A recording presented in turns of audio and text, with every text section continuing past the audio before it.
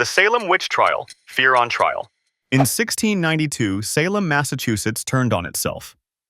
Fear wasn't just in the air, it ruled the courtroom. The town accused its own people of witchcraft, believing the devil walked among them.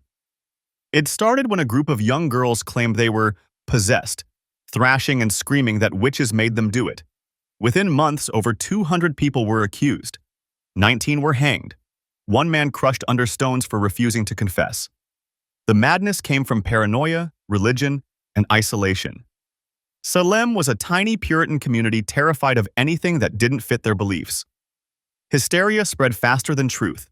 Families split, neighbors betrayed neighbors, and logic completely collapsed. The trials ended when higher courts stepped in, calling it what it was, a disaster of justice. Today, it's a dark reminder of how fast fear can destroy a community. What happened in Salem set the stage for the next American obsession, organized crime. The St. Valentine's Day Massacre, Chicago's Bloody Morning. Chicago, 1929. The city ran on bootleg whiskey and gang bullets. On February 14th, 7 men were lined up in a garage and gunned down in cold blood. The shooters? Dressed like cops. The mastermind? Most likely Al Capone, who was 1,000 miles away in Florida. This wasn't random violence, it was the peak of the gang war between Capone's South Side gang and Bugs Moran's North Side crew. The Roaring Twenties weren't all jazz and flappers. Prohibition made alcohol illegal, and crime filled the gap. Capone built an empire off illegal booze, bribing cops, judges, and politicians. When Moran's men died in that garage, Chicago changed forever. The city cracked down on mobs, and the FBI began its long war on organized crime. The massacre showed how money, power, and fear could rewrite a city's laws. But the violence didn't stop. It evolved, getting smarter and harder to trace. The Zodiac Killer, Messages from the Shadows. California, late 1960s. Couples were being hunted on lonely roads by a man calling himself the Zodiac. He didn't just kill, he taunted. Letters, codes, and cryptic symbols filled newspapers, claiming responsibility for murders the police couldn't solve. He bragged about killing 37 people, though only 5 victims were confirmed. The Zodiac sent ciphers to the San Francisco Chronicle, some cracked decades later. One read, "I like killing because it's so much fun." Detectives chased hundreds of suspects but never got him. Every new lead hit a wall. The Zodiac became more than a killer. He was a mystery that haunted pop culture. Books, films, conspiracy forums all tried to unmask him.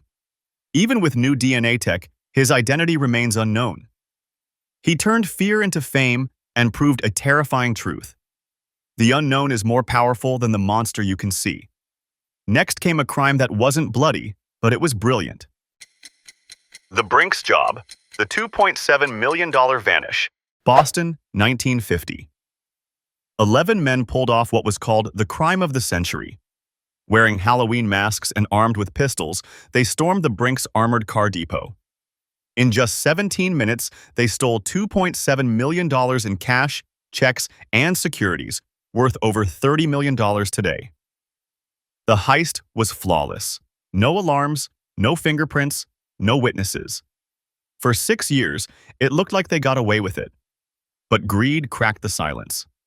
One man started talking, another was caught flashing money. The FBI pounced days before the statute of limitations expired. Almost all the crew was caught, but only a fraction of the cash was ever found. The Brinks Job showed America that crime didn't have to be violent to be shocking. It could be perfectly planned. But sometimes, the smartest criminals aren't thieves, they're thinkers. The Unabomber, genius turned terror. Between 1978 and 1995, bombs kept showing up in mailboxes. University offices, airlines, computer stores, targets linked to technology and progress. The man behind it? Ted Kaczynski, the Unabomber. A Harvard grad, math genius, and hermit living in a Montana cabin with no electricity. Kaczynski believed industrial society was destroying humanity. His homemade bombs killed 3 people and injured 23. He sent a 35,000-word manifesto to newspapers, demanding they publish it or the attacks would continue. When the Washington Post finally did, Kaczynski's own brother recognized his writing style and turned him in. The arrest stunned America, a brilliant mind turned violent recluse. His story exposed the dark side of isolation, obsession, and intellect gone wrong. But the next crime proved that greed, not ideology, could ruin even more lives. The Enron scandal, the crime of the suits.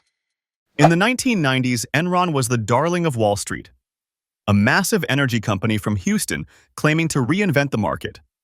Its stock hit $90 a share, and its CEO, Jeff Skilling, was treated like a genius. But behind the curtain was one of the biggest accounting frauds in history. Enron faked profits, hid debt in shell companies, and tricked investors into pouring in billions. When whistleblowers spoke up in 2001, the company collapsed overnight. Thousands lost jobs, pensions, and savings. Skilling and founder Ken Lay faced trial, becoming symbols of corporate corruption. The scandal didn't just destroy a company, it changed U.S. law. Congress passed the Sarbanes-Oxley Act to hold executives accountable. But greed didn't die there. It just got more polished. And one man took it to a whole new level.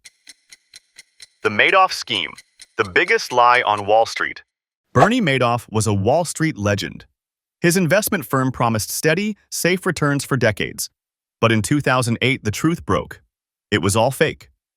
The largest Ponzi scheme in history, about $65 billion, vanished. Madoff used new investors' money to pay old ones, creating the illusion of success. Banks, celebrities, charities, everyone trusted him. Even the SEC missed the red flags. When the financial crisis hit, people tried to withdraw funds, and the whole illusion collapsed. Madoff confessed to his sons, who turned him in. He died in prison in 2021, but his crime still echoes through finance and trust. Millions of lives were wrecked not by violence but by deceit. From witch trials to Wall Street scams, America's crimes show one thing: danger doesn't always come with a weapon.